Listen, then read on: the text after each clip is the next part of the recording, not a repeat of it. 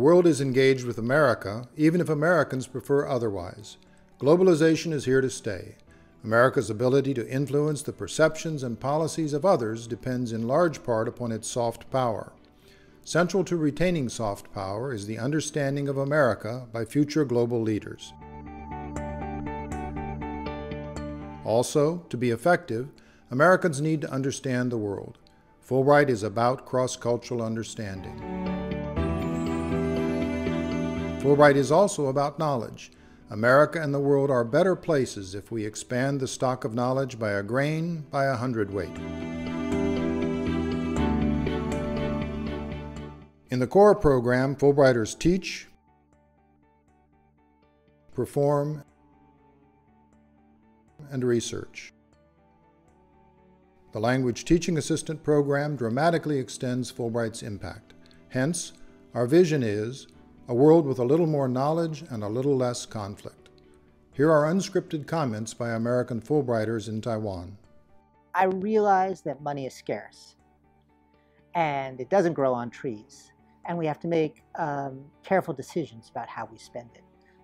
But my own belief is that spending it on cross-cultural understanding is spending it well.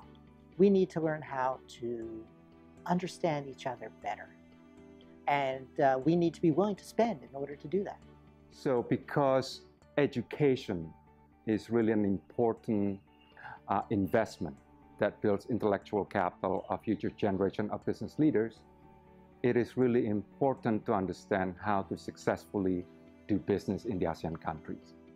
I think it's very important that people in the United States have a better understanding of Taiwan and Taiwan's democracy, how democracy emerged in Taiwan, and how it functions today. So I believe that taxpayers are very well served by studies like mine that help us better understand these issues. Cancer is a global issue. People all over the world suffer from cancer.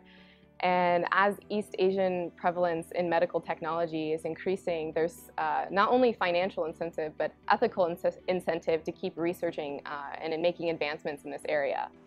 In many instances, as a person driving over a bridge, we take it for granted that these structures will remain there forever.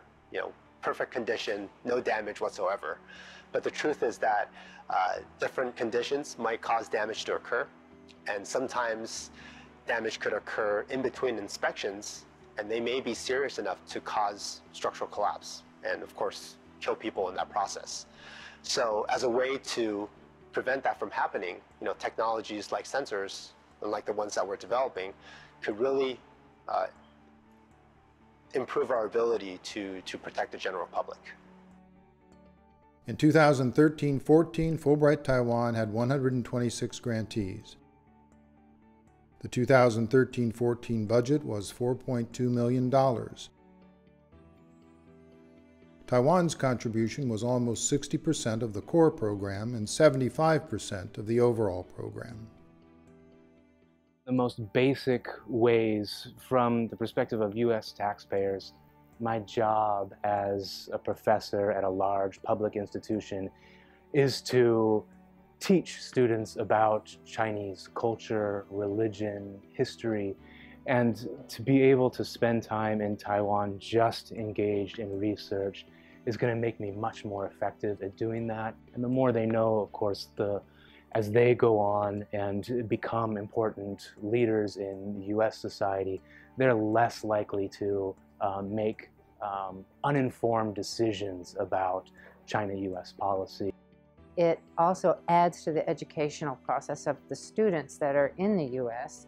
by sharing this information that we have, and it expands the U.S. students, that expands their ability to see more globally, which I find extremely important. Making a better life culturally. It's given me the opportunity to bring to Taiwan for 5 months many things that they just have not been exposed to, and I would gladly pay my money for that. And as we sort of shift our foreign policy towards the Asia Pacific, we really need people who understand this region, and more than just from a military standpoint. And And I think for all that the State Department does in terms of building relationships and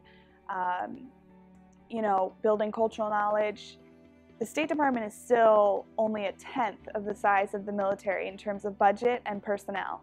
And so if you think about the outreach that the military has all around the world, it's really incredible the number of sort of unofficial ambassadors that we have.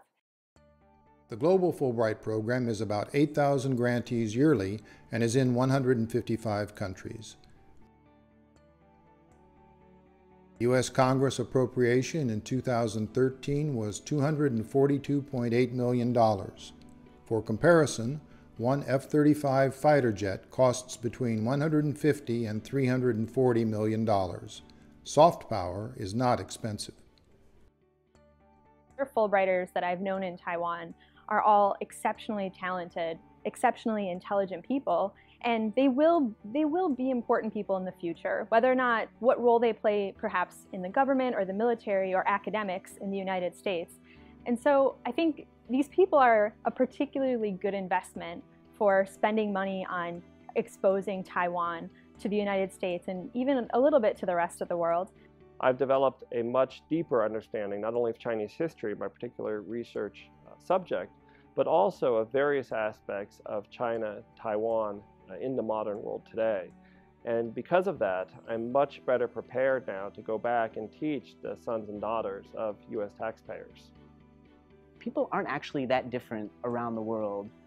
The specifics are obviously significantly different, but the actual process of building these narratives and these understandings is really important. So when I look at my own research, I think that this is something that's valuable for people to understand, because it brings a little more peace, because people don't like to get mad at people who are the same in a lot of ways.